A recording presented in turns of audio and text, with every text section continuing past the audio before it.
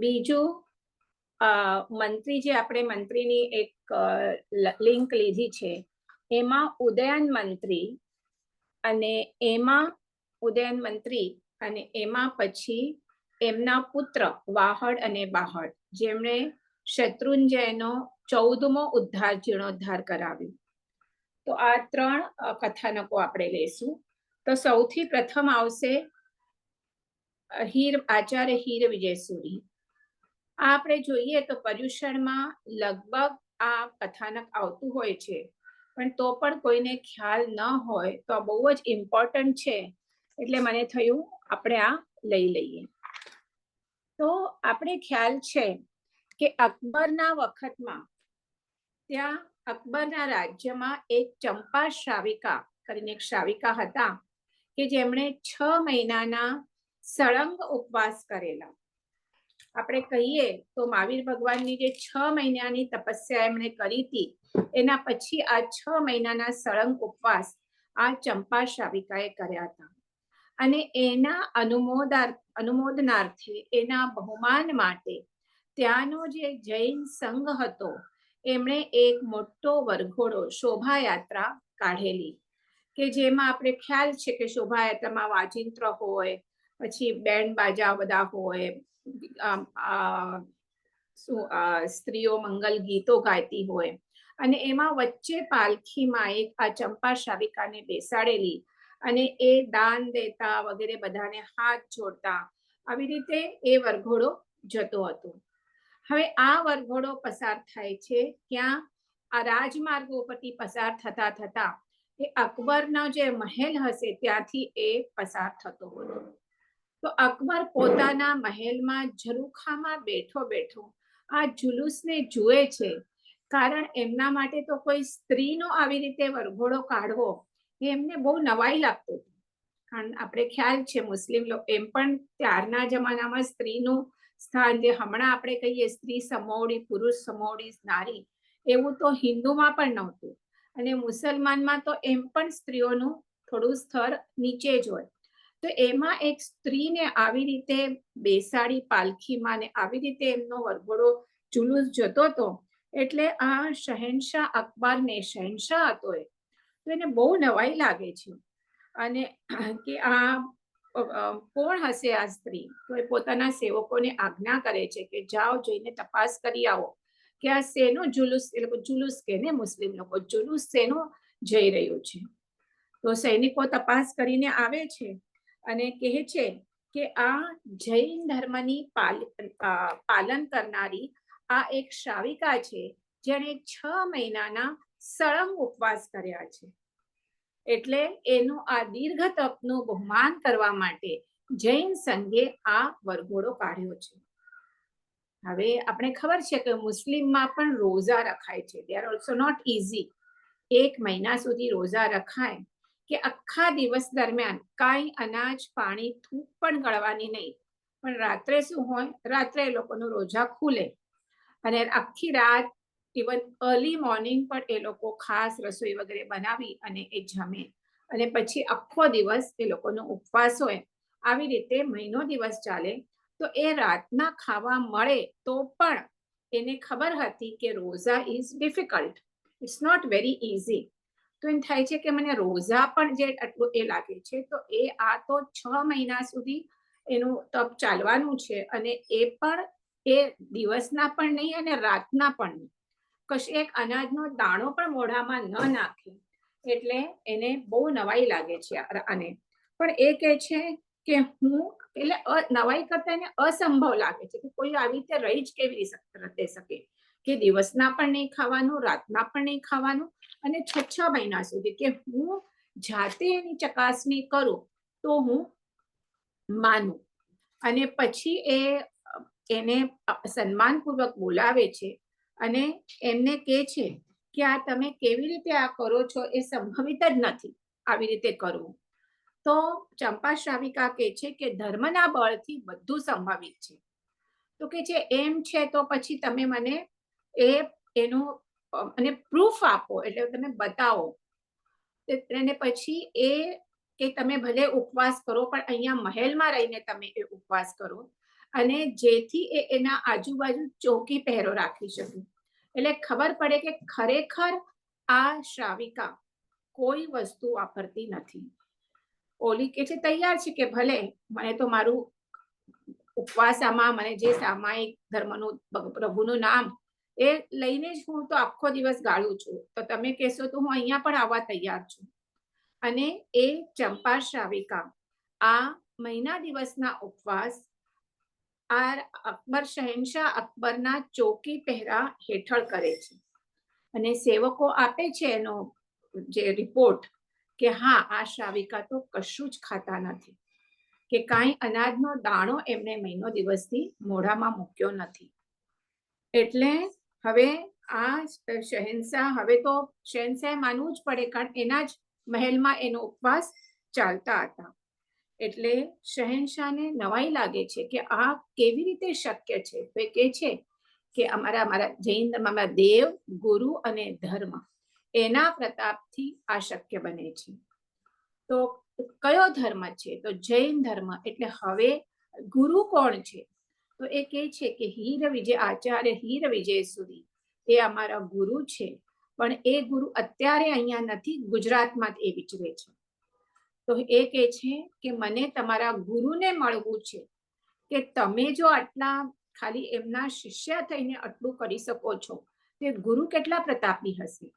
એટલે કે મને એમને મળવું છે. તો એ કહે છે કે તમે એમને બોલાવો.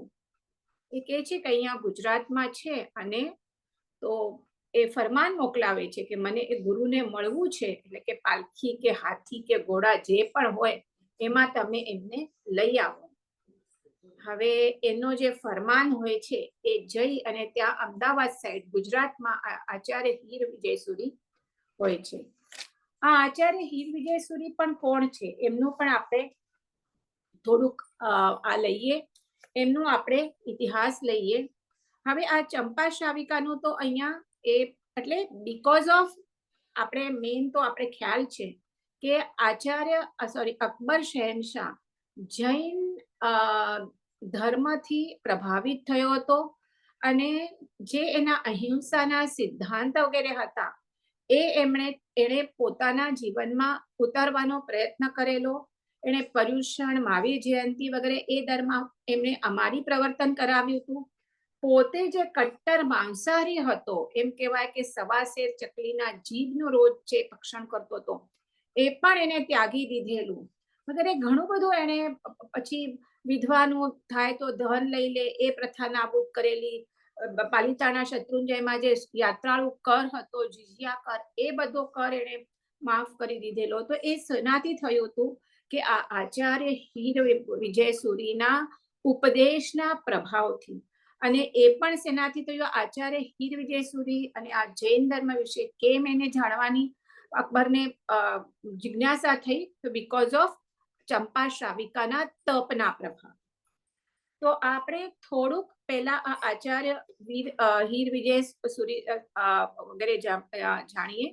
એમણે આ આચાર્યને આમંત્રણ આપ્યું 1582માં, બરાબર છે. પણ એમનું પહેલા જન્મ થયું હતું 1527માં. એ પાલનપુરમાં આ આચાર્ય હીર વિજયસુરી એક વેપારીને ત્યાં જન્મ્યા હતા. એમણે 13મે વર્ષે, આપણે પહેલા પણ મેં કીધું છે કે જે આ બધા મોટા મોટા પ્રભાવશાળી ગીતાર્થ આચાર્ય ભગવંતો થઈ ગયા, મોસ્ટલી એમને બધાએ દીક્ષા નાની વયમાં લીધી છે. આપણે આચાર્ય હેમચંદ્ર સુરીનું પણ જોયું હમણાં લાસ્ટ ટાઈમ, યશો વિજયસુરીનું પણ જોયું. બધાએ નાનપણમાં લીધી છે. અને ત્યારે જે એમણે ગ્રાસ્પિંગ કર્યું છે, આપણે કહીએ ને નાનપણમાં કુશાગ્ર બુદ્ધિ હોય, અને એ આખા પછી એમણે જે જૈન ધર્મના સિદ્ધાંતો વગેરે હતા એ નાનપણમાં જ એમણે ગ્રહણ કર્યા છે. તો આમને પણ 13મે વર્ષે વિજયદાન સુરી પાસે 1540 એમાં દીક્ષા લીધી. અને એમણે આગળ પણ આપ્યું છે, આમાં મેં ક્યાંક જોયું, પણ થોડા સમય પછી અમારી પાસે એક્ઝેક્ટ હમણાં મેં ક્યાંક વાંચ્યું તો હતું, ક્યારે હમણાં નથી મળતું, પણ એમને પહેલા ઉપાધ્યાય પદવી આપવામાં આવી અને પછી એમને આચાર્ય પદવી આપવામાં આવી. અને એમના વિશાળ એમનો જે શિષ્ય વર્ગ હતો એ ઘણો વિશાળ હતો. કોનું? આ આચાર્ય હીર વિજયસુરીનો ઘણો વિશાળ શિષ્ય હતો, શિષ્ય વર્ગ હતો. ઓલમોસ્ટ 2000 જેટલા શિષ્યો હતા. આપણે આચાર્ય ચંપા શ્રાવિકા અને આચાર્ય હીર વિજયસુરીની કથાનક જોઈ રહ્યા છીએ. તો હવે જ્યારે એમને અકબરે મોકલાવ્યું કે તમે જે પણ દિલ્હી, આગ્રા જે આપણે હશે ત્યારે શું કહેવાય એમની રાજધાની, ત્યાં એમને આમંત્રણ મોકલાવ્યું. હવે પહેલા તો જ્યારે આ શહેનશાહ હતો મેં કીધું, અને આખા આપણે કહીએ ભારત ખંડમાં ઘણા બધા આપણે ઘણા બધા જગ્યા ઉપર આની અકબરની શું હતી, આણ વર્તતી હતી.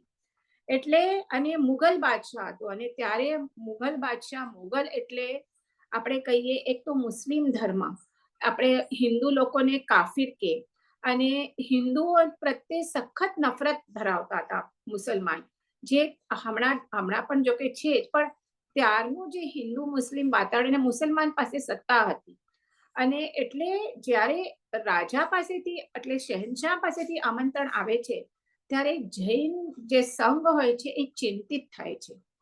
હવે કારણ ક્યાં ગુજરાત, અમદાવાદ અને ક્યાં દિલ્હી, આગ્રા, અને ત્યારે કઈ ઇટ વોઝ નોટ ઇઝી કે આપણે પ્લેનમાં જઈએ ફટ કરીને પહોંચી ગયા, ગાડામાં વગેરે જવું પડે. તો ત્યાંનું કેવું વાતાવરણ હશે, સેના માટે આમ તો બોલાવ્યું, પણ ખરેખર એના મનમાં શું હશે? ઘણી વખત એવું કહીએ બોલાવે પણ મનમાં પાપ હોય. આપણે ખબર છે એના પછી ઔરંગઝેબ આવ્યો જે થયો 2-3 પછી, અકબર પછી, પણ હુ વોઝ કટ્ટર મુસ્લિમ, અને કેટલું બધું એના મનમાં પાપ હોય, પોતાના ભાઈઓને મારી રાખ્યા, અને એવા બધા એ લોકો. તો એ જૈન સંઘ કે આપણે આચાર્ય, સૌથી ત્યારે મેન આચાર્ય ભગવાન થતા આચાર્ય હીર વિજયસુરી, અને એમને આમંત્રણ આવ્યું છે. એટલે જૈન સંઘ આખો ચિંતિત થાય છે કે આ બોલાવે તો છે, પણ કદાચ એના બહાને એ કઈ નુકસાન ન પહોંચાડે આચાર્ય ભગવાનને. પણ છેલ્લે ઘણી બધી ચર્ચા વિમર્શ કર્યા પછી હીર વિજયસુરી કે ના, મને જવું તો પડશે. અને એમને તો પાછું વિહાર કરીને, રાઈટ, ગાડા બળદ ઉપર પણ નહીં, ઠેઠ આટલો લાંબો વિહાર કરીને એમને ત્યાં પહોંચવાનું છે. પણ એ તૈયાર થાય છે કરીને, અને એમની સાથે એમના શિષ્યો ભાનુચંદ્ર ઉપાધ્યાય, વિજયસેન સુરી અને રિદ્ધિસેન ગણી, અને ઉપરાંત ઘણા બધા સાધુ સંતો લઈ અને પગપાળો વિહાર ચાલુ કરે છે. આ કોને? અકબર રાજાને મળવા માટે કરી. અને પ્રથમ આવ્યા ફતેપુર સિકરી. ફતેપુર સિકરી આવી ને ત્યાં સૌ પ્રથમ અબુ ફઝલને એ મળે છે. એ ત્યારે જે આપણે ખબર છે કે અકબર થોડો બધાનો સાહિત્ય પ્રેમી, અને એટલે બીજા રાજાઓ કરતા એમ કે છે કે થોડો હી વોઝ નોટ સો કટ્ટરવાદી મુસ્લિમ, એ બધાને સન્માન આપતો, એવું આપણે ઇતિહાસમાં શીખ્યા છીએ. બાકી તો એને ખબર, પણ એવી રીતે આપણે પણ હિસ્ટ્રીમાં જ્યારે હતા ત્યારે એવી રીતે શીખ્યા છીએ કે બીજા જે ધર્મના બીજા જે હતા, બીજા મુગલ સામ્રાજ્ય શહેનશાહ હતા, એના કરતા અકબર કમ્પેરેટિવલી થોડો એટલે સોબર હતો, બધા ધર્મ પ્રત્યે સહિષ્ણુતા વાળો હતો. અને એણે પોતાના રાજ દરબારમાં પણ એણે ઘણા બધા શું કહીએ આમ નવરત્નો હોય એનામાં, એક તાનસેન હતો, અને બધા એક સાહિત્યમાં પણ એને આ અબુ ફઝલ હતો, એ પણ એક એના દરબારમાં એક મે બી ફિલોસોફર, તો ત્યાં એના દરબારમાં હતો. એટલે સૌથી પ્રથમ અકબર એ હીર વિજયસુરી એમને મળે છે, અબુલ ફઝલને મળે છે, અને એની સાથે ધર્મ અને ફિલોસોફીની ચર્ચા કરે છે. કારણ એ પણ વિચારક જ હશે, ભલે મુસ્લિમ હશે પણ વિચારક હશે. એટલે એની સાથે એટલે અલગ અલગ પાસાઓથી બંને દર્શનની એ વિચારણા કરે છે અને પછી એ સમ્રાટ અકબરને મળે છે.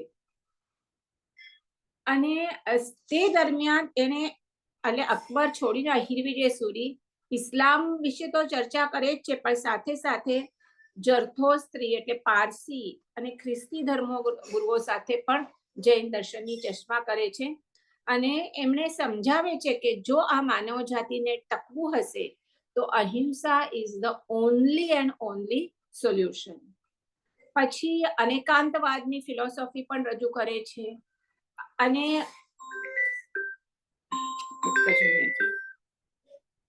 हाँ भारती मैं तो ज्वाइन थी है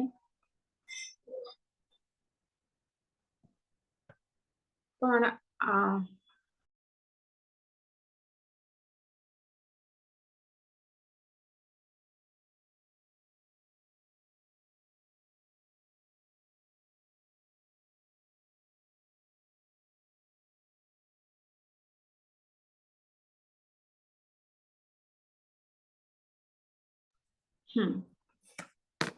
એટલે એ જે જૈન ધર્મનો ઉપદેશ આપે છે, હમણાં તો આપણે એ અનેકાંત અહિંસા જે આના પાયાના જે ફિલોસોફી છે, અનેકાંત અહિંસા વગેરે, તો એ બધી પાયાના જૈન ધર્મનો એ ઉપદેશ આપે છે કે જેનાથી અકબર શહેનશાહ અત્યંત પ્રભાવિત થાય છે.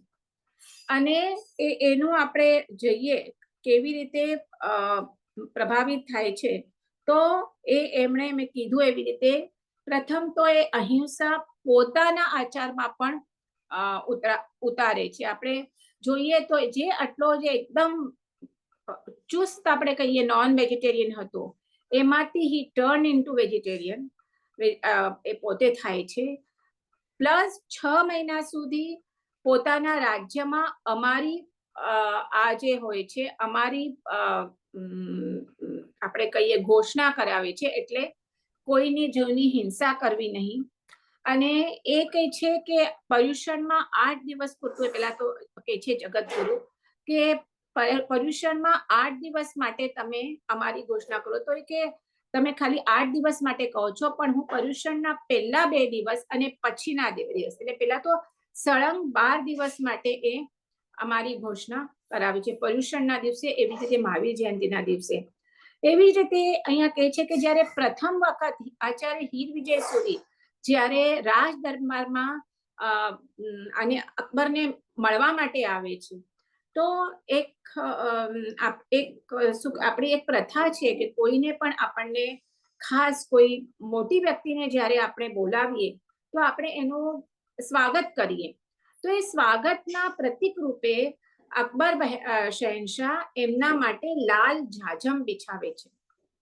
દેટ ઇઝ આપણે નોર્મલ પ્રોટોકોલ, બરાબર, કે કોઈ આવે તો આપણે એમનું સ્વાગત કરીએ. હવે જૈન સાધુ સંત હોય એ જાજમ ઉપર એટલે કે કોઈ પણ કાર્પેટ એના ઉપર પણ ન ચાલે, તો એ ત્યાં અટકી જાય છે કે તમે આ ઉઠાવો પછી જ અમે અંદર આવીએ.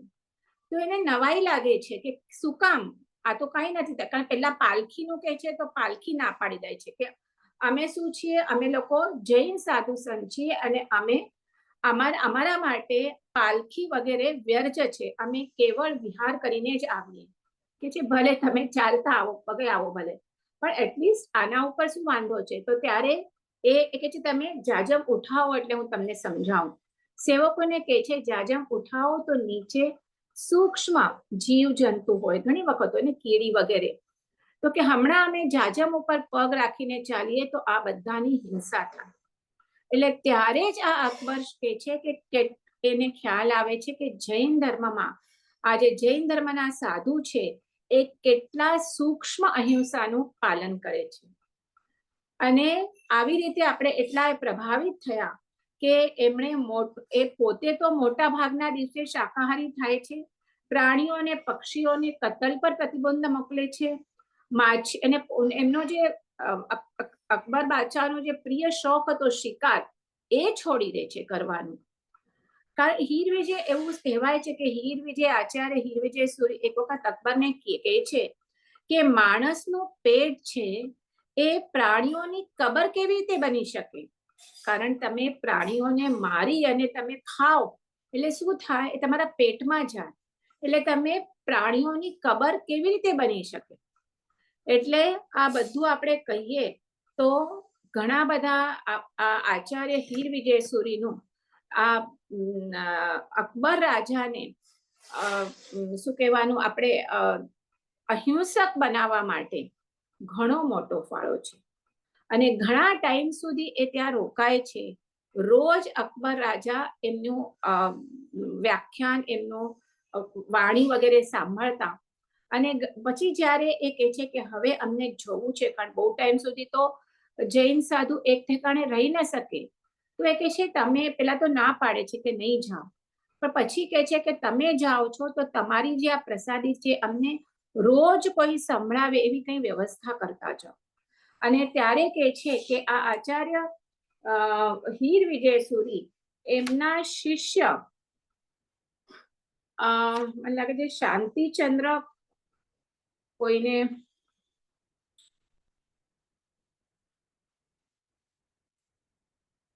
એમને ત્યાં રાખી જાય છે.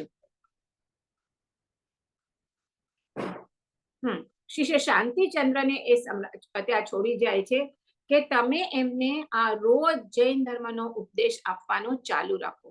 અને અકબર પણ આ આચાર્ય હીર વિજય સુરીને જગત ગુરુનો ઇલકાબ આપે છે.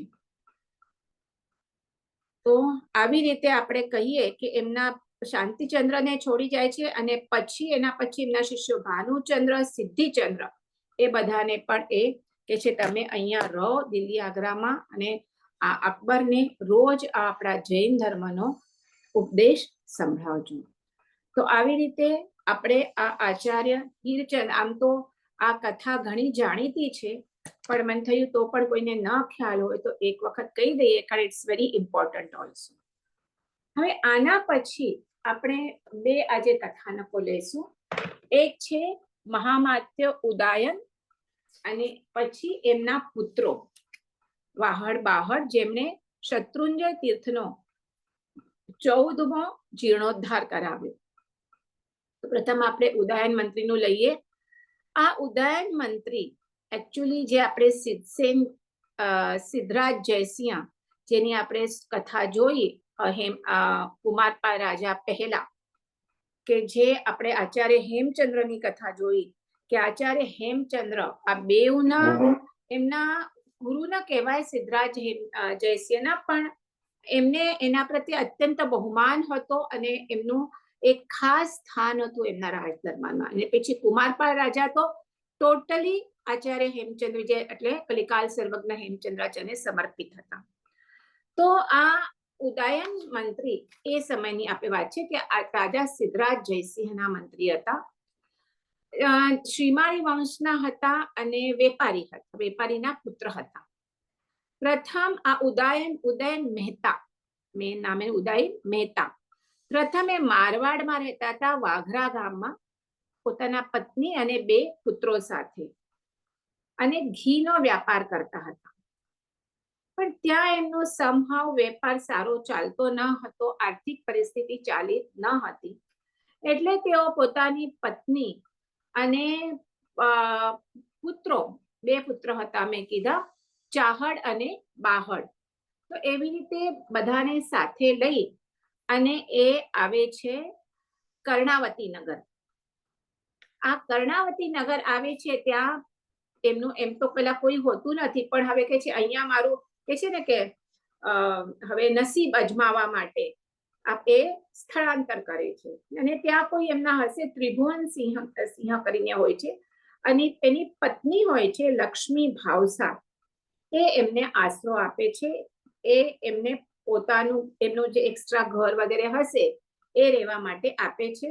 અને ત્યાં આ ઉદાયન જે હોય છે, ઉદાયન મહેતા, એ પોતાના કુટુંબ સાથે રહે છે, અને ત્યાં કર્ણાવતીમાં રહી અને પોતાનો વેપાર ચાલુ કરે છે. એમના પુણ્ય જોર પકડ્યું હશે, એટલે વેપાર ધંધો સારો ચાલે છે. થોડોક સમયમાં બહુ જ સારી રીતે સેટલ થઈ જાય છે, અને સારું એવું ધન એમને મળવા માંડે છે. એવું ભાગ્યમાં પરિવર્તન આવે છે એટલું બધું ધન એકઠું થાય છે કે એ ત્યાંના નગર શેઠ બને છે. જસ્ટ ઇમેજિન કેટલું બધું ધન કમાવ્યું હશે. એટલે કર્ણાવતીના નગર શેઠ બને છે. અને પછી થોડો ટાઈમ પછી વિક્રમ સંવત 1176 આજે મેં હમણાં જે તમને જે બધી આ 1555 1558 આ બધી જે વાતો કરી તમને, દેટ ઇઝ ઈસવીસન. એટલે આ જે હીર વિજય સુરી અને અકબર રાજાની ઓલમોસ્ટ 500 હમણાં 2025 છે એટલે ઓલમોસ્ટ 500 પહેલાની વાતો કરી. હવે આ છે વિક્રમ સંવત, અહીંયા ઈસવીસન નથી આપેલું. 1176 ના એ શું બન્યા? સિદ્ધરાજ જયસિંહના મંત્રી બન્યા. હમણાં છે 2080 એટલે ઓલમોસ્ટ 900 યર પહેલાની આ વાત છે. તો એમના મંત્રી બન્યા અને પછી સ્તંભન તીર્થ, ક્યાં છે સ્તંભન તીર્થ ખબર છે? ભરૂચમાં, સોરી ખંભાતમાં, ત્યાં સ્તંભન પાર્શ્વનાથ બિરાજમાન છે. પાર્શ્વનાથ આપણે ખબર છે 108 પાર્શ્વનાથ છે, તો એમાંથી એક પાર્શ્વનાથ સ્તંભન પાર્શ્વનાથ ત્યાં છે, ખંભાત છે. અને પહેલેથી આપણે જોઈએ તો ખંભાત નગરી એટલે આમ સારી એવી ઇમ્પોર્ટન્ટ નગરી કહેવાતી. તો ત્યાંના એ દંડનાયક બને છે. કોણ? આ ઉદયન મંત્રી. હવે આપણે જે આ બધી આપણે બધી કીધું છે એટલે તમને ખ્યાલ છે હેમચંદ્રાચાર્ય, સિદ્ધરાજ જયસિંહ, આ બધું તમને ખ્યાલ છે. તો આપણે એ પણ ખ્યાલ છે કે હેમચંદ્રાચાર્ય જ્યારે પહેલા હજી દીક્ષા નહોતી લીધી ત્યારે એ નાના બાળક હતા અને એમનું નામ હતું ચાંગદેવ. આપણે તમને ખ્યાલ હોય તો આપણે કથા પહેલા લીધી છે. અને એકદમ નાના બાળક, એમના જે માતા હોય છે પાહિણી દેવી, એ જૈન ધર્મ ફોલો કરતા હોય છે. પિતા જૈન ધર્મી નથી હોતા. અને એક વખત આ માતા જ્યારે આ નાના હતા, ચંગદેવ એનું નામ હોય છે ચંગદેવ, અને નાના હોય છે ત્યારે એ ત્યાં દેવેન્દ્ર સૂરીના દર્શન કરવા જાય છે. ત્યાં એક આચાર્ય ભગવંત પધારે. એની પહેલા પણ સ્ટોરી છે કે જ્યારે ગર્ભવતી હોય છે કોણ? આ પાહિણી દેવી, જ્યારે આ ચાંગદેવ જે એમના ગર્ભમાં હોય છે, તો ત્યારે એમને એવું સ્વપ્ન આવે છે કે તેજસ્વી સૂર્ય એમના શું મોંમાં પ્રવેશ કરી રહ્યો છે. અને ત્યારે આ આચાર્ય દેવચંદ્ર સૂરી ત્યાં હોય છે, એમને જઈને વાત કરે છે. એ કહે છે કે કોઈ તેજસ્વી પુત્રને તું જન્મ આપવાની છે. અને પછી થોડોક સમય પછી એ દેવેન્દ્ર સૂરી ત્યાંથી વિહાર કરે છે. આ બાળકને જન્મ આપે છે, એનું નામ ચાંગદેવ રાખે છે. થોડો મોટો 4-5 વર્ષનો થયો હશે. પાછા દેવેન્દ્ર સૂરી જ્યારે પધારે છે ત્યારે એ પાહિણી માતા એ બાળકને લઈને શું જાય છે? દેવેન્દ્ર સૂરીના દર્શનાર્થે જાય છે. અને ત્યાં એ હોતા નથી ત્યારે દેવેન્દ્ર સૂરી, તો આ બાળક એમના જઈને પાટ ઉપર બેસી જાય છે. જ્યારે આચાર્ય ભગવંત આવે છે, આ બાળકને જુએ છે અને કહે છે એના માતાને કે આ ભવિષ્યમાં, એ બધા આચાર્ય ભગવંતો પણ ગીતાર્થ ઘણા જ્ઞાની હોય, એટલે એને જોઈને જ એ ખ્યાલ આવે છે કે આ બાળક ભવિષ્યમાં મોટો થઈ અને જીનશાસનની ખૂબ સેવા કરશે. એટલે પાહિણી પાસે એ બાળકની માગણી કરે છે કે એ તું જીનશાસનને અર્પણ કર અને એને અમે દીક્ષા આપી. પણ ત્યારે આ જે એના પિતા ત્યાં હાજર હોતા નથી, બહારગામ ગયા હોય છે, અને પ્લસ એ હિન્દુ એટલે જૈન ધર્મ નથી હોતા. તો ત્યારે એને આપણે એટલું જ ત્યારે આપણે કીધેલું કે ત્યારે સંઘ એને સમજાવે છે. એ સમજાવવામાં આ ઉદયન મંત્રીનો મોટો ભાગ હોય છે. આ ઉદયન મંત્રી એમણે સારી રીતે સમજાવે છે. અને સ્પેશિયલી તો માતાને તો બહુ વાંધો નથી હોતો, પણ એના જે પિતા હોય છે એનું નામ હોય છે ચાચિક શ્રેષ્ઠી. એને આ ઉદયન મંત્રી સમજાવે છે. અને જીન શાસનને, કારણ એ કે છે આચાર્ય ભગવાન કહે છે કે આ બાળક જીન શાસનનો મોટો શોભાવશે, તો ચોક્કસ આપણે એને જીન શાસનમાં લઈ આવવાનું જ છે. એટલે આ ઉદયન મંત્રી એના પિતાને સમજાવી અને જીન શાસનને અર્પણ કરાવે છે. અને થોડોક સમય પછી મોટા ધામધૂમ પૂર્વક શું કહીએ ઉત્સવ કરી અને આ બાળકને દીક્ષા અપાવે છે. અને એ જ છે આચાર્ય મોટા જટા હેમચંદ્ર સૂર્ય. હવે આ ઉદયન મંત્રી હોય છે એ આ સિદ્ધરાજ જયસિંહના એકદમ વિશ્વાસપાત્ર સુબા હોય છે. રાજા સિદ્ધરાજ મૃત્યુ પામ્યા પછી કુમારપાળ રાજા બને છે, એ પણ આપણે ખબર છે. તો કુમારપાળ રાજા એને આ ઉદયન મંત્રીને એનો સુબો પદ, જે પણ મંત્રી પદ હશે એ કાયમ રાખે છે. અને એ ક્યાં હોય છે? ખંભાતમાં હોય છે. દંડનાયક કહો કે સુબો કહો કે એના અંડરે હોય છે.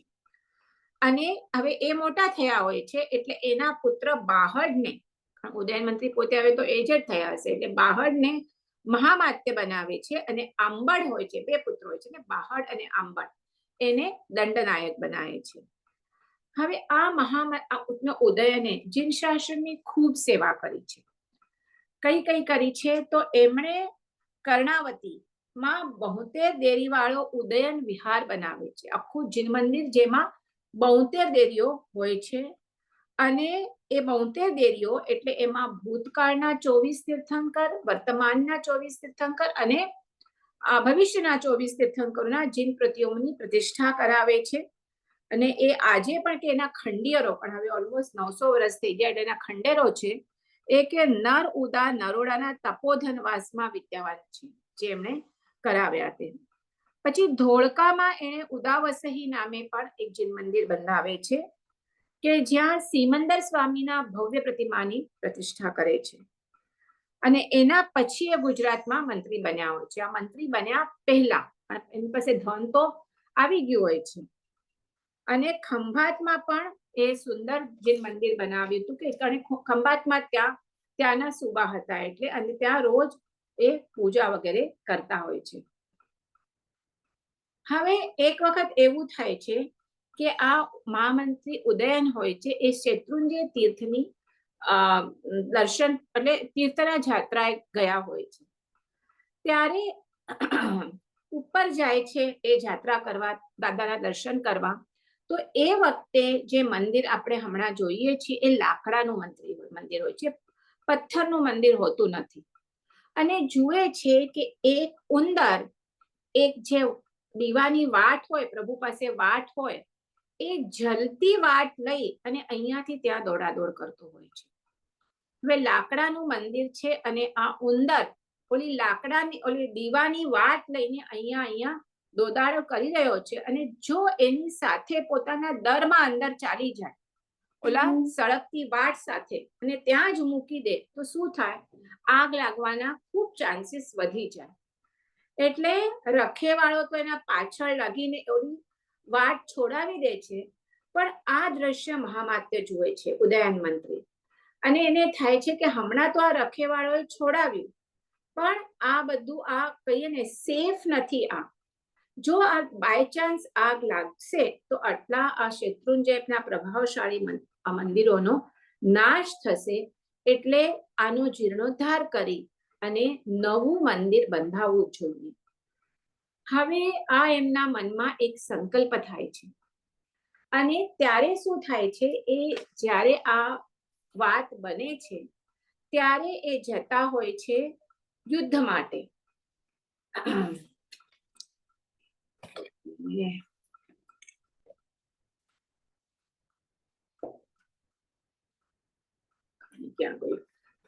આવડે છે. તો એ યુદ્ધ માટે જાય છે, સમર રાજા સાથે યુદ્ધ માટે જતા હોય છે. તો એ યુદ્ધમાં એ જીતી તો જાય છે, પણ યુદ્ધમાં ખૂબ ઘાયલ થાય છે. અને એમને ખ્યાલ આવે છે કે હવે હું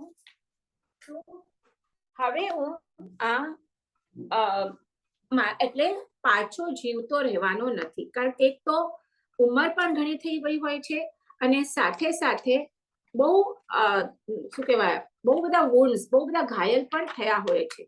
તો ત્યારે એ પોતાના પુત્રોને, ત્યાંના જે પણ એમની સાથે બીજા જે પણ સેનાપતિ વગેરે હશે, બીજા જે પણ હશે, એમની સાથે સંદેશો મોકલાવે છે કે આ તમારા પિતાની ઈચ્છા છે, અંતિમ ઈચ્છા છે કે તમે શેત્રુંજય તીર્થનો જીર્ણોદ્ધાર કરાવીને પાષાણના મંદિરો બનાવો છો.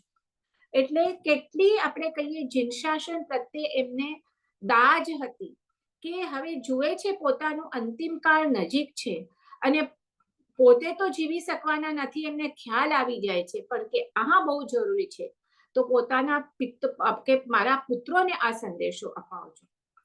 એટલું જ નહીં, બીજી એમને કહું છું જિનશા એટલું બધું ધર્મ પ્રત્યે એમને લાગણી હોય છે કે એ કે છે મારો હવે આ તો જવાનું છે મારો, એટલે હવે તો હું મૃત્યુ પામવાનો છું, તો મને મૃત્યુ પામતા પહેલા મારી એક ભાવના છે કે મને કોઈ જૈન મુનિના દર્શન થાય અને એમના મોઢાથી હું માંગલી કે કાંઈ પણ ધર્મનું સાંભળતા સાંભળતા પછી મારું મૃત્યુ થાય. આપણે કહીને સમાધિ મરણ બધાને એમ થાય કે એવી રીતે મને થાય. અચ્છા, એક વાત રહી ગઈ, જ્યારે એમણે ત્યાં ગયા હતા એ શત્રુંજય મંદિર ઉપર અને મનમાં એ સંકલ્પ કરે છે કે મને આનો જીર્ણોદ્ધાર કરવો છે, તો ખાલી સંકલ્પ નહીં કર્યો એમણે ત્યાં સુધી એ પણ સાથે સંકલ્પ કર્યો કે જ્યાં સુધી સમગ્ર મંદિર આરસ પહાડના ન બંધાઈ જાય ત્યાં સુધી નિત્ય એકાસના કરવા, પૃથ્વી ઉપર શયન કરવું, બ્રહ્મચર્યનું પાલન કરવું અને તાંબુલનો ત્યાગ કરવો.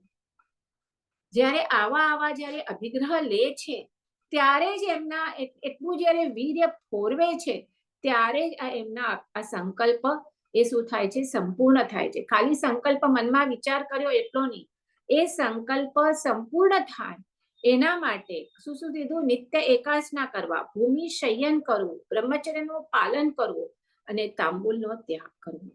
અને આ બધું એમની ઉંમર પણ મોટી હોય છે, મેં પહેલા જ કીધું નાની નથી હોતું. તો આવી રીતે કરે અને જ્યારે આ હવે મૃત્યુ શૈયા ઉપર છે, મૃત્યુ નજીક આપ્યું ત્યારે એક તો એ આ પોતાના મોટા પુત્ર બાહડને શત્રુંજય તીર્થનો જીર્ણોદ્ધાર કરાવવાનું કે છે અને બીજું ગિરનાર પર્વત ઉપર પગથિયા કરવાનું કે છે કે પગથિયા બનાવો તો ચડવા માટે યાત્રાળુઓને શું થશે, ઈઝી થશે. કેટલું આપણે કહીએ તો એ લોકોમાં હતું. હવે આ એમણે કીધું થોડાક કે આપણી વાત ચાલતી હતી કે મૃત્યુ નજીક છે તો એમણે શું કર્યું કે મને જૈન મુનિના દર્શન કરવા છે. તો હવે જે આજુબાજુના સેનાપતિઓ વગેરે વિચાર કરે છે કે આ સમરાંગણમાં અમે જૈન મુનિ ક્યાંથી કાઢીએ, અને હવે મંત્રીની તો અંતિમ ઈચ્છા છે તો કમ્પ્લીટ કરવી જ પડે.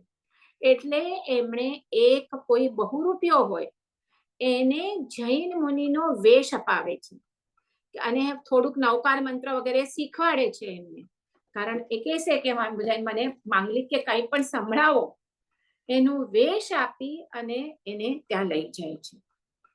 અને એમને પણ એ ભલે એ ઓલા જે બહુરૂપિયો હોય છે ભલે રિયલ સાધુ નથી હોતું, પણ ઉદયન મંત્રીની તો ભાવના શ્રદ્ધા આ જૈન મુનિને હું વંદન કરું છું અને એમના મોઢે માંગલિક સાંભળતા સાંભળતા એ મૃત્યુ પામે છે.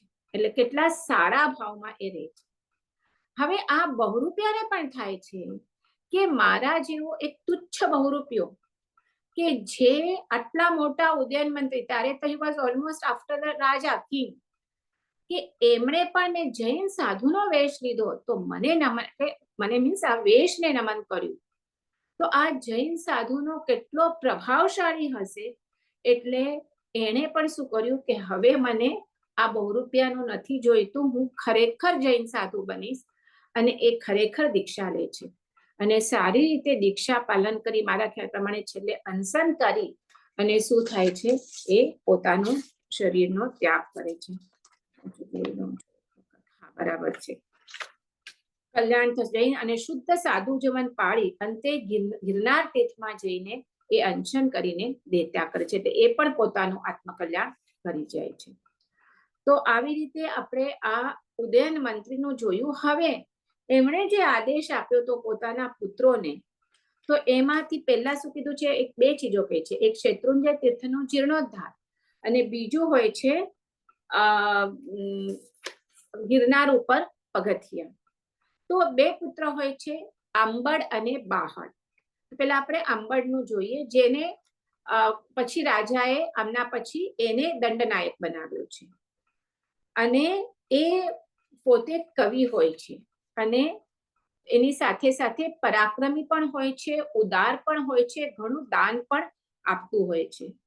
અને આ અંબડ મંત્રીને એક એવો દ્રઢ સંકલ્પ હોય છે કે દેવ તરીકે વિતરાગને, ગુરુ તરીકે આચાર્ય હેમચંદ્ર એ જ મારા ગુરુ છે, અને સ્વામી તરીકે ગુર્જરેશ્વર કુમારપાળ, બીજા કોઈ સામે હું માથું નમાવીશ નહીં.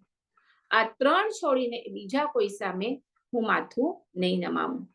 એટલે એણે જ્યારે સંવંત 1213માં જ્યારે આ શત્રુંજયનો મોટો જીર્ણોદ્ધાર કરાવે છે, ત્યારે શત્રુંજય તીર્થના પશ્ચિમ દિશા પર એમણે પાજ બંધાવે છે, જે આજે ઘેટીની પાગ તરીકે આપણે ઘેટી ત્યાં કરી છે, જે પ્રસિદ્ધ છે, એ આ આંબડ એના મોટા પુત્ર આંબડે બંધાવી છે.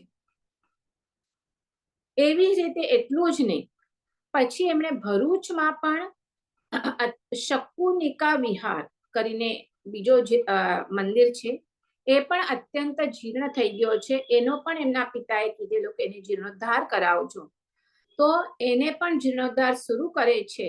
અને 6 વર્ષમાં થઈ અને પછી કલિકાલ સર્વજ્ઞ હેમચંદ્રાચાર્ય સૂરીના હાથે એની પ્રતિષ્ઠા કરાવી છે. અને એમાં મુનિસુરત સ્વામી મૂળ નાયક હોય છે, એ તીર્થંકરોના પ્રતિમાની પ્રતિષ્ઠા કરાવે છે, અને ઘણું ધન એમાં ખર્ચે છે પ્રતિષ્ઠા પ્રત્યે. તો આ હેમચંદ્ર સૂરી પણ જેવી રીતે આ આંબડ એકદમ ઉદાર દિલથી જેવી રીતે આ સરસ ખર્ચે છે બધું પ્રતિષ્ઠામાં, આટલા ભવ્યથી કરે છે, કે છે કે આ જીર્ણોદ્ધારમાં ખાલી 2 કરોડ જેટલી રકમ ત્યારે ખર્ચાઈ હતી. એટલે એ પણ આચાર્ય હેમચંદ્ર સૂરી પણ એની આ આંબડની ઘણી પ્રશંસા કરે છે. એવી જ રીતે આંબડ મંત્રીએ પાટણના કુમાર વિહારમાં શ્રી ઋષભદેવની ચાંદીની પ્રતિમા ભરાવે છે.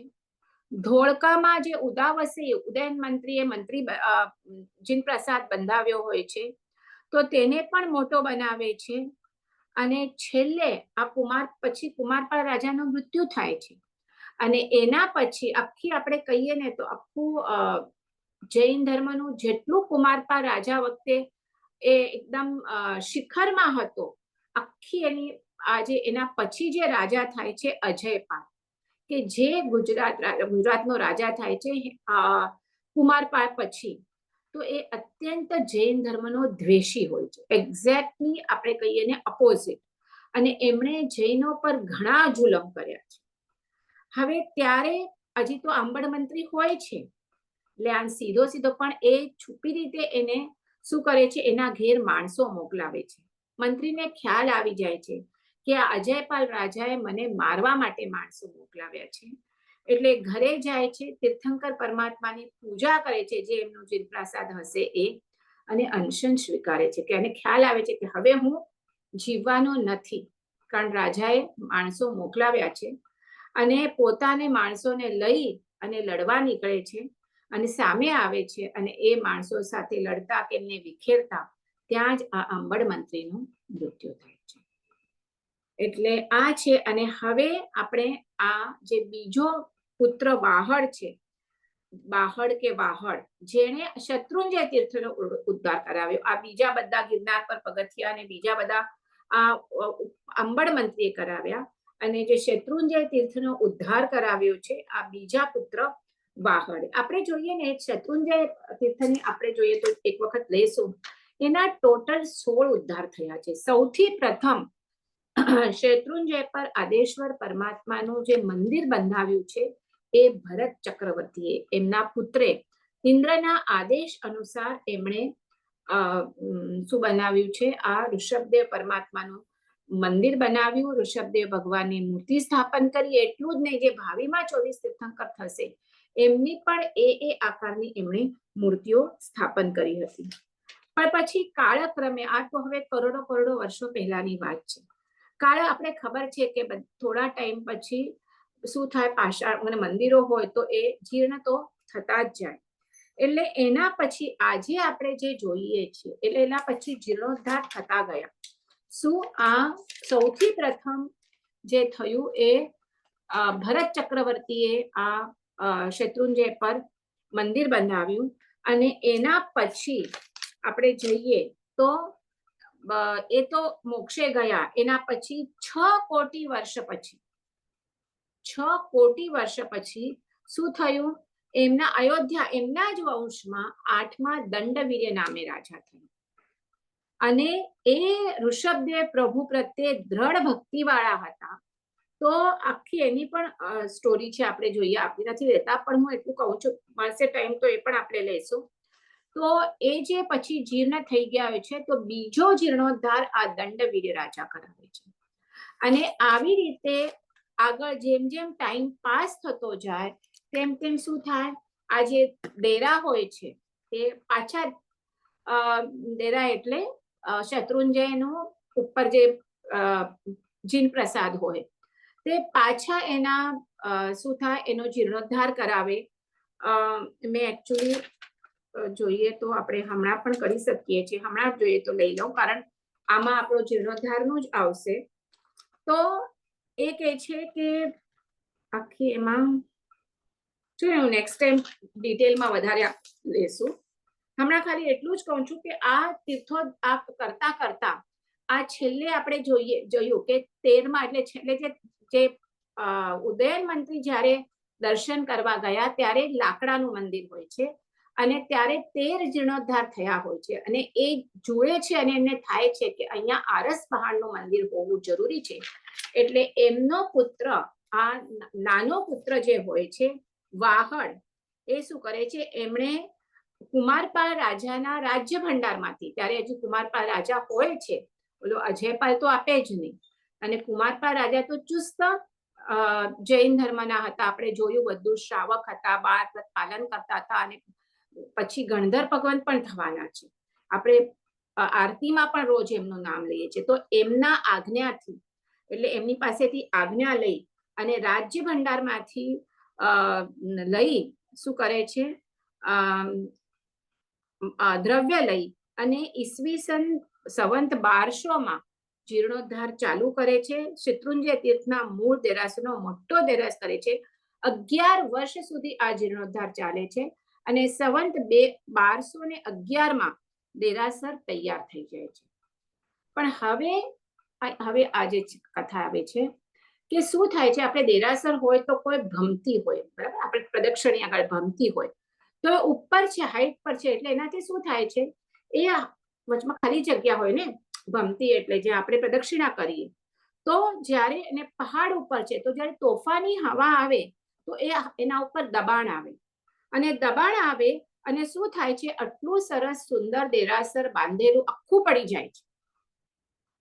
તો એને ખ્યાલ આવે છે કે કેમ આ તૂટી જાય છે. એટલે કે છે, હવે મને હું અહીંયા આવીને રહું અને પુનઃ દેરાસર બંધાવું. તો હવે એને એ તો મંત્રી હોય છે, મુખ્યમંત્રી હોય છે. તો એના નીચે જે બીજો મંત્રી હોય છે, કરપદી મંત્રી કરીને, તો પોતાની જે મંત્રીની મુદ્રા હોય છે કે છે થોડા ટાઈમ સુધી તું સંભાળ, અને પોતે અહીંયા શત્રુંજયના ત્યાં આવી અને રહે છે. 4000 ઘોડેસવાર સાથે પાલિતાણા જઈને વસે છે. ત્યાં આખું નગર વસાવે છે, વાઘભટપુર. અને એ પૂછે, તપાસ કરાવે છે કે આટલું મંદિર બંધાવેલું કેમ ધસી પડ્યું. તો જે સલાટો હોય, જે બાંધવા વાળા હોય છે, એ કહે છે કે આ દેરાસરની ભમતીમાં હવાનું દબાણ વધવાથી આ ધસી પડ્યું. જો તમે ભમતી ન બનાવવામાં આવે તો દેરાસર બચી જાય. પણ એવું છે કે તમે કોઈ દેરાસર બનાવો અને જો એને ભમતી ન બનાવો તો એવું એક માન્યતા છે કે એનો વંશ વેલો નાશ પામે, એટલે આગળ વંશ વેલો ન ચાલે. હવે કોને એવું થાય કે મારો આગળ વંશ વેલો ન ચાલે? પણ આ મંત્રી હોય છે, દીર્ઘદ્રષ્ટિ વાળો હોય છે, એટલે એ શું કરે છે, એ કહે છે કે તમે ભમતી વાળું દેરાસર બનાવે છે. અને પછી એ કહે છે કે વચમાં દબાણ આવે છે ને હવાથી, એટલે એ શું કરે છે, ગંભારાની દિવાલ અને જે ભમતીની દિવાલ વચમાં જે ખાલી જગ્યા રહે ત્યાં એ શું કરે છે, એનો ગાળો ચૂના અને પથ્થરથી ભરાવી અને પૂરી દે છે. બનાવે છે ભમતી વાળો, પણ પુરાવી દે છે, કારણ ત્યાં જ હવાનું દબાણ હોય છે. અને એટલે એ જે દિવાલ હોય છે, એ દિવાલ મોટી લાંબી 5 ગજ જેટલી પોળી થાય છે અને એકદમ મજબૂત દેરાસર થાય છે કે હવે કોઈ પણ ગમે એટલો હવા આવશે તો પણ હવે પડશે નહીં. અને આવી રીતે પોતાની દીર્ઘદ્રષ્ટિ વાપરી અને સરસ મજાનું આ દેરાસર બનાવે છે. અને ત્યાં ભગવાન ઋષભદેવની આરસની ભવ્ય પ્રતિમા ભરાવે છે અને કળશ અને ધ્વજા તૈયાર કરાવે છે. અને પછી સંવંત 1213 કલિકાળ સર્વજ્ઞ આચાર્ય હેમચંદ્ર સુરીના હસ્તે એની પ્રતિષ્ઠા કરાવે છે. અને આવી રીતે આ મંત્રી વાહડ શત્રુંજય તીર્થનો 14મો જીર્ણોદ્ધાર કરાવે છે. આપણે જોઈએ નેક્સ્ટ ટાઈમ જે બધા 16માં જીર્ણોદ્ધાર છે એ આપણે જોશું. હવે જ્યારે આ પ્રતિષ્ઠા મહોત્સવ કરાવે છે, શત્રુંજય તીર્થનો પ્રતિષ્ઠા મહોત્સવ છે, કોઈ પણ એક બીજા દેરાસરનો પણ આટલો ભવ્ય થાય તો શેત્રુંજય તીર્થનો તો કેટલો ભવ્યાતિ ભવ્ય આ હોય પ્રતિષ્ઠા મહોત્સવ હોય. એટલે ઘણા લોકો ત્યાં ભેગા થાય છે અને પ્રતિષ્ઠા મહોત્સવમાં પોતપોતાનું શું કહે છે અનુદાન આપે છે કે અમને પણ એનું શું કર્યો લાભ આપો. તો ત્યારે એની ટીપ ચાલે ને કે કોઈ કે આટલા રૂપિયા ભરાવો, કોઈ આટલા રૂપિયા ભરાવે, લાખો કરોડોમાં ટીપ ચાલતી હોય છે. તો આ જ્યારે જીર્ણોદ્ધાર માટેની ટીપ ચાલતી હોય છે તો ત્યાં એક એકદમ ગરીબ ફાટેલા તૂટેલા કપડા વાળો એક ભીમા કરીને એક આવે છે, માણસ આવે છે અને એ કહે છે કે મને પણ મારી ટીપ લખાવી છે. તો પેલા તો ઓલા બીજા બધા જે ટીપ લખાવવા વાળા હોય છે એ એની સામે જોઈને જ કહે છે કે તું તો શું ટીપ લખાવવાનો, કે અહીંયા જોતો નથી મોટા મોટા શેઠ સાહુકાર લાખોના રૂપિયામાં ટીપ લખાવી રહ્યા છે. પણ એ કે છે એક ફોર્મ રહે છે કે ના મને લખાવવું જ છે. અને પછી એની પાસે કેવળ 7 દ્રવ્યની મૂડી હોય છે. 7 દ્રવ્યની દ્રમ એટલે આપણે કહીએ કે 7 પૈસા એટલા જ એની પાસે હોય છે. અને એ બધા પૈસા જેટલા પૈસા એટલે એની પાસે જેટલી મૂડી હોય એ બધી મૂડી એમાં આપી દે છે.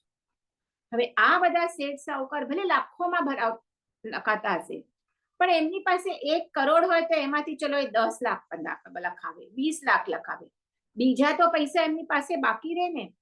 જ્યારે આ ભીમો હોય છે એની પાસે ભલે 7 દ્રવ્ય હોય છે પણ બધા જ પૈસા એમાં લખાવી દે છે. એમ વિચાર નથી કરતો કે હું બધા પૈસા આપી દઈશ તો હું ખાઈશ શું. અને આ મંત્રી સુના વાહડ એ પણ કેટલા આપણે કહીએ બહુમાન વાળા વાહડ પણ કે છે કે આ ભીમો કેટલી નિસ્પૃહતા છે, કેટલી ભક્તિ છે કે એ વિચાર નથી કરતો કે હું આ બધા પૈસા, બધા એટલે 7 જ પૈસા હોય છે ત્યારે તો પૈસાની 1 પૈસાની પણ કિંમત બહુ હોય ને. આ વાત ચાલે છે 900 વર્ષ પહેલાની. તો એ કે છે આ કેટલો ભક્તિ વાળો છે એટલે એટલો આનંદ વ્યક્ત કરે છે. અને જે એ ટીપની આખી લિસ્ટ નામ જે જીર્ણોદ્ધારનું થતું હોય છે જીર્ણોદ્ધારની ટીપનું, તો સૌથી પ્રથમ નામ આ ભીમાનું લખે છે કે એણે પોતાનું સર્વસ્વ આપી દીધું છે. આ તમે લોકો ભલે આપો છો પણ તમે તમારું જે છે એમાંથી એક પાર્ટ આપો છો, જ્યારે આ પોતાનું સર્વસ્વ આપે છે. એટલે આ વાહડ મંત્રી પણ કેટલા આપણે કહીએ કે લોકોનું કેટલું બહુમાન કરવા વાળું. એમ નહીં કે આટલા જ પૈસા આપે છે તો એને તો ક્યાં, એનો તો કઈ અર્થ એવી રીતે નહીં. હવે ત્યારે જ્યારે આ તીર્થ હવે પછી તીર્થમાલા હોય, માળા હોય ને, આ બધું હોય ત્યારે કોણ માળા લે વગેરે, માળા પહેરે તો એની બોલી બોલાવાનું ચાલુ થાય છે. ત્યારે ત્યાં કુમારપાળ રાજા, મહામાત્ય વાહડ વગેરે બધા જ હોય છે અને એની બોલી બોલવાનું ચાલુ થાય છે. તો ત્યારે આ વાહડ મંત્રી પેલા 4 લાખ દ્રમ બોલી બોલે છે. 4 લાખ દ્રમ. આને કેટલા ભીમાએ તો ખાલી 7 દ્રમ આપ્યા હોય છે. આ તો બોલી છે, હવે તો તીર્થમાલાની બોલી છે, ઓલી જીર્ણોદ્ધારની હતી. તો એ પહેલા સ્ટાર્ટ કરે છે 4 લાખ દ્રમ. તો ત્યારે બોલી વધવા માંડે છે અને છેલ્લે જગડુશાનું પણ નામ આપણે ખબર છે, એની પણ એક કથા લઈ લઈશું. 1.25 કરોડની કિંમતના એની પાસે 5 માણ હોય છે. એ 1.25 કરોડ દ્રમની બોલીથી એ બોલી લઈ લે છે. સ્ટાર્ટેડ ફ્રોમ 4 લાખ દ્રમ, પહોંચે છે 1.25 કરોડ દ્રમ. અને કોણ લે છે આ બોલી? તો જગડુશા. હવે આ જગડુશા પાસે 5 માણેક હોય છે. એક માણેકની કિંમત હોય છે 1.25 કરોડની. એવા 5 માણેક તો સમજો છો ને તમે, રૂબી એ હોય છે. તો એ પણ આ બધા જો એક એક કેવા ઉદાર દિલ પરમાત્માના ભક્તિ વાળા હોય છે કે એક માણેક આપે છે શત્રુંજય તીર્થમાં, એક માણેક આપે છે ગિરનાર તીર્થમાં, અને ત્રીજું આપે છે પ્રભાસ તીર્થમાં. એક માણેક આપે છે. હવે શ્રી સંઘ શું કરે છે, આખો સોનાનો કંઠો બનાવે છે, અને જે બોલીમાં જે માણેક અપાયો હોય છે 1.25 કરોડનો આનો, એમાં વચમાં ગોઠવે છે, અને એ કંઠી એ પ્રભુ ઋષભદેવ ભગવાનને પહેરાવે છે. તો આવી રીતે આપણે આ કહીએ તો આ વાહડ મંત્રીએ આ શત્રુંજય તીર્થનો જીર્ણોદ્ધાર કરાવે છે. અને હમણાં જે આપણે ડેરા જોઈએ છે એ 16મો અંતિમ જીર્ણોદ્ધાર થયો છે, 16મો જે કર્ણાશાહે કરાવ્યો છે. કારણ આ 900 વર્ષ પહેલાનું છે, બરાબર. 900 વર્ષમાં તો હમણાં સુધી પાછા કેટલા જીર્ણ થઈ ગયા, એટલે છેલ્લો કર્ણાશાહે કર્યું છે, જે આપણે કર્ણાશાહ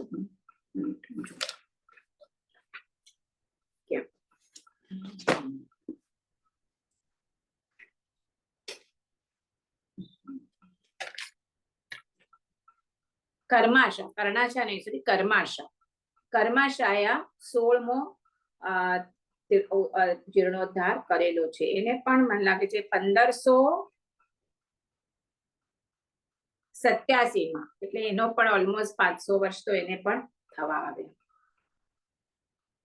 પંચમારામાં મોટા ઉદ્ધારમાં ચોથો મોટો ઉદ્ધાર છે. અને જે મંદિર છે મૂળનાયક ભગવાનનું, એ બાહડ મંત્રીએ કરાવેલું એ જ મંદિર છે, પણ એનો જીર્ણોદ્ધાર પછી કરાવેલો છે. ઓકે. અને જે પ્રતિમા જે છે આપણે જે હમણાં પૂજા કરીએ છીએ એ કર્માશાહે પ્રતિષ્ઠિત કરાવી છે, એટલે કદાચ પ્રતિમા પાછી ખંડિત કે કંઈ પણ થઈ ગઈ હશે.